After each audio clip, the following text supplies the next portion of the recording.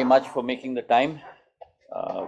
आज इस्पात क्षेत्र पे हम लोग चर्चा करेंगे कि 9 वर्षों में जो हमारी प्रगति और विकास रहा है।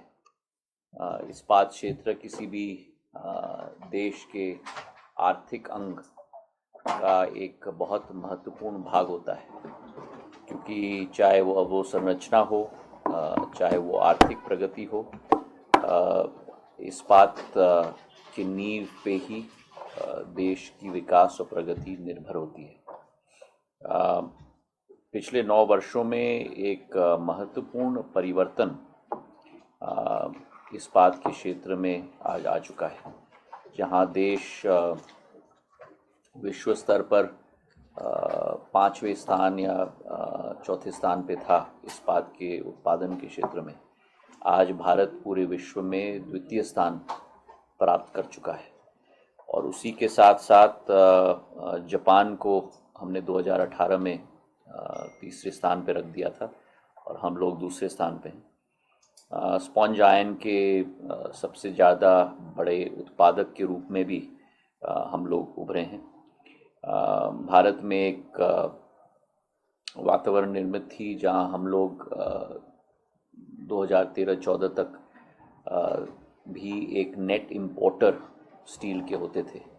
आज हम लोग हमारे उत्पादन क्षमता के आधार पर विश्व में एक नेट एक्सपोर्टर के रूप में उभरे हैं, और उसी के तहत जो हम अपने उत्पादन क्षमता को भी अगर देखें, 2013-14 में 109 मिलियन टन की हमारी उत्पादन क्षमता थी। आज करीब 160 मिलियन टन की हमारी उत्पादन क्षमता है। 46% उत्पादन क्षमता में वृद्धि हुई है। अगर उत्पादन देखें हम तो करीब 90 मिलियन टन की हमारी उत्पादन होती थी। आज 126 मिलियन टन हमारा एक नया कीर्तिमान हम लोग ने पिछले वर्ष में स्थापित किया है। 42% वृद्धि इन 9 वर्षों में हुई है।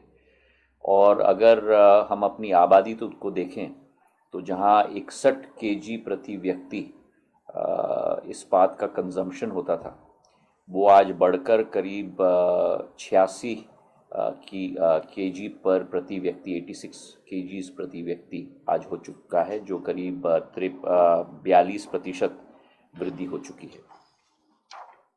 इस प्रगति और विकास के सफ़र में हम लोगों के पब्लिक सेक्टर अंडरटेकिंग्स का भी बहुत महत्वपूर्ण एक योगदान रहा है।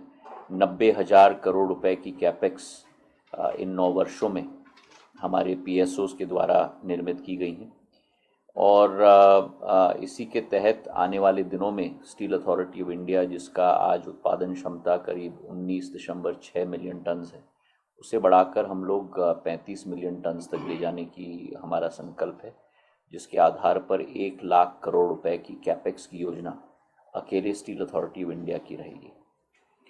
हमने कई नए कदम भारत सरकार ने लिए हैं जो इस्पात क्षेत्र से संबंधित है। स्टील स्क्रैप रिसाइकलिंग पॉलिसी को हम लोग ने इंट्रोड्यूस किया है, जहां एंड ऑफ लाइफ व्हीकल्स को ही रॉ मटेरियल के रूप में दोबारा स्टील साइकिल में लाने की प्रक्रिया की शुरुआत की है। ELV का नोटिफिकेशन गवर्नमेंट व्हीकल्स का भी हो चुका है। अब स्टेट गवर्नमेंट व्हीकल्स का और प्राइवेट सेक्टर के व्हीकल्स की हम लोग शुरुआत कर रहे हैं। स्टील स्क्रैपिंग सेंटर्स भी पूरे देश में स्थापित हो रहे हैं। 2017 में नेशनल स्टील पॉलिसी की घोषणा हमने की थी, जो वर्तमान का हमारा 160 मिलियन टन प्रोडक्शन कैपेसिटी है। 2030 तक हम लोग इसको 300 मिलियन टन तक ले जाएंगे, मतलब ऑलमोस्ट डबल करेंगे। और जो प्रोडक्शन है, जो आज 126 मिलियन टन का है, उसको तो 100% हम लोग डबल करके 255 मिलियन टन तक उस प्रोडक्शन को हम ले जाएंगे। और पर कैपिटा कंजम्पशन जो वर्तमान में 86 किलोस पे है, उसको हम बढ़ाकर 158 किलो तक प्रति व्यक्ति तक हम ले जाने का हमारा संकल्प है।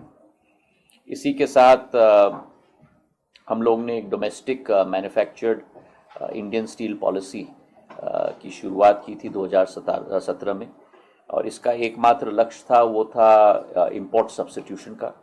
करीब 50 मैन्युफैक्चर्ड प्रोडक्ट्स पर हम लोग ने अपना ध्यान केंद्रित किया था और उसके तहत खुशी है मुझे आपको ये सूचना देते हुए कि इंपोर्ट सब्स्टिट्यूशन करीब 34,800 करोड़ रुपए के इंपोर्ट सब्स्टिट्यूशन में हम लोग सफल हो पाए। स्टील के लिए अभी पिछले 2 महीने पहले एक PLI स्कीम स्पेशलिटी स्टील के लिए हमने निकाली थी। 6,322 करोड़ का आउटले है। 27 कंपनीज के साथ 57 MOUs हम लोग ने रेखांकित किए। इसके तहत करीब 30,000 करोड़ रुपए की नई कैपेक्स होगी। कैपेसिटी एडिशन करीब 25 मिलियन टन्स की होगी और रोज़गार के अवसर करीब 55,000 इस योजना के तहत निर्मित होंगे। हम लोग ये भी कोशिश कर रहे हैं कि एक made in India brand steel का हो, क्योंकि वर्तमान में हम लोगों के अनेक कंपनीज़ हैं जिनकी ब्रांडिंग हो रही है, लेकिन कंपनीज़ के ब्रांडिंग के साथ साथ मेड इन इंडिया का भी ब्रांड पूरे विश्व में स्थापित हो और इसके लिए सभी निजी और सरकारी कंपनियां मिलकर एक रूपरेखा उन्होंने बनाई है।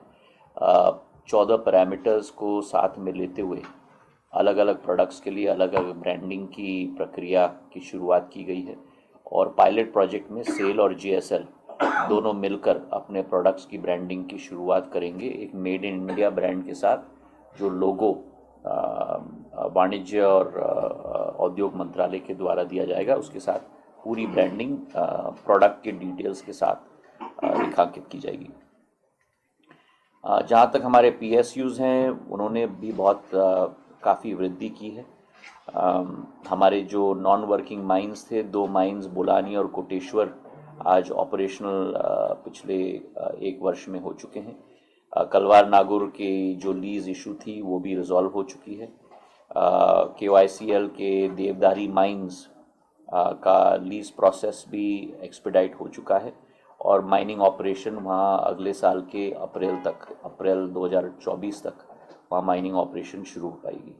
NMDC का लिस्टिंग बॉम्बे स्टॉक एक्सचेंज में सफलतापूर्वक हो चुका है और जो हमारा 3 मिलियन टन पर एनम नागरनार का स्टील प्लांट है वो जून के अंत तक, इस माह के अंत तक हम लोग कमीशन कर पाएंगे। ये हमारा लक्ष्य है। इसे मैं स्वयं हर हफ्ते डैशबोर्ड के ज़रिए मैं मॉनिटर कर रहा हूँ। डीकार्बनाइजेशन एक बहुत महत्वपूर्ण भाग है हमारे स्टील सेक्टर का, क्योंकि हमारा स्टील सेक्टर एक हार्ड टू अबेट सेक्टर के नाम से जाना जाता है पूरे विश्व में।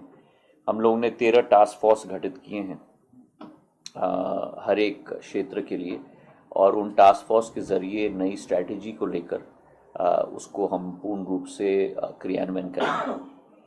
हमारी कोशिश ये भी रही है, क्योंकि स्टील की अलग अलग मंत्रालयों के साथ मिलकर कार्य होता है। प्रधानमंत्री जी का जो निर्देश सदैव रहा है कि हम लोगों का अप्रोच एक होल ऑफ गवर्नमेंट अप्रोच होना चाहिए, तो उसी विचारधारा के साथ अनेक मंत्रालयों के साथ हम लोग ने कार्य किया है। पावर मिनिस्ट्री को मैं धन्यवाद अर्पित करना चाहता हूं, क्योंकि reclassification of captive consumer of power हम लोग सफलतापूर्वक कर पाए हैं।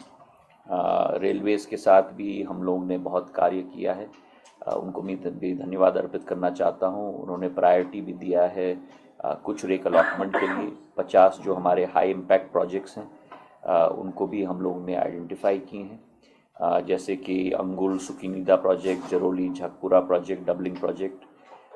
उनके साथ right of way slurry pipeline के लिए भी जो हमारा रॉ मटेरियल है उसके transfer. Don't forget to like, subscribe and share the videos.